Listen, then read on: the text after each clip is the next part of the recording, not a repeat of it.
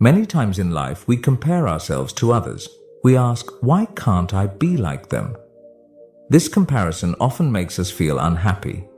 In today's fast-paced world, with apps like TikTok and Instagram, this habit has become even more common. So this story is for those who feel unsatisfied with their lives and think others are happier than them.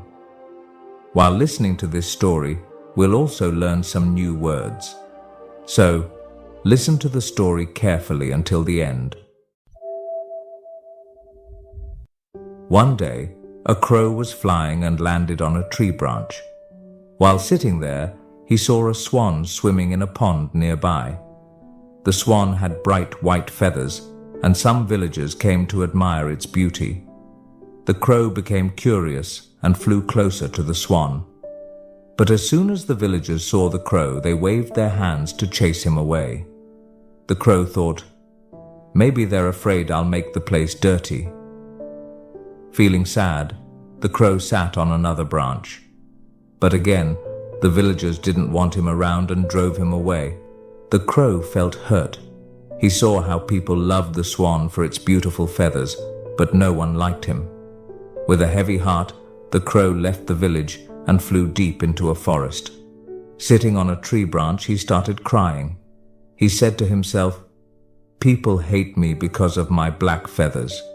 If only I had white feathers like the swan, I would be happy too.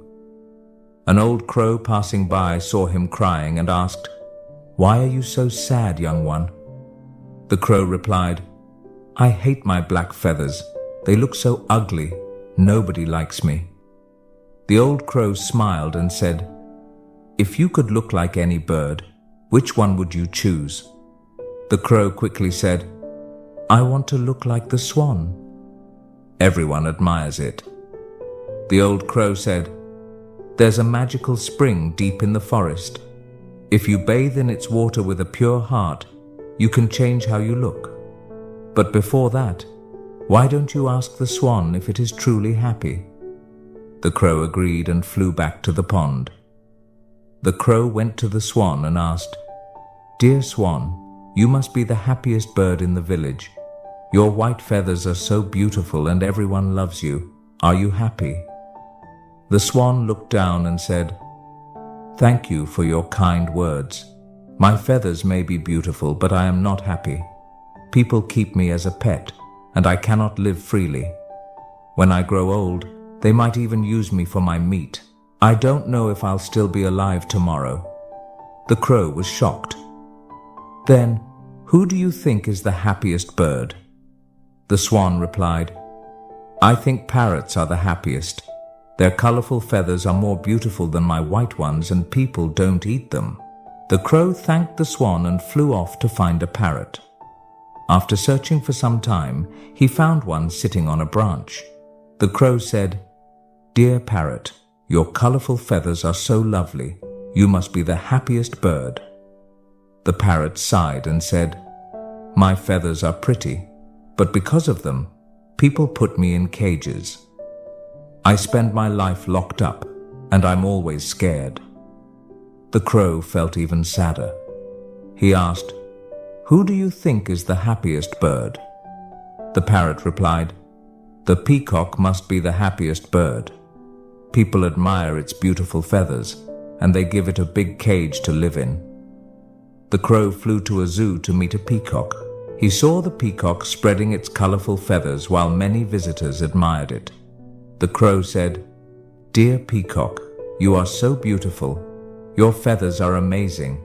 You must be the happiest bird in the world. The peacock looked at the crow and said, no, my friend. I am not happy. People take my feathers and sell them. It is painful when they pluck them, and it keeps happening again and again. I wish I could live freely like you.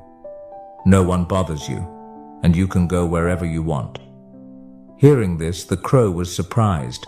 He realized he had been taking his freedom for granted. The crow thanked the peacock and flew back to the old crow. He said, I don't want to be anyone else. I am happy to be a crow now. This story teaches us that everyone has their struggles. Comparing ourselves to others only makes us unhappy. Instead, we should be thankful for what we have.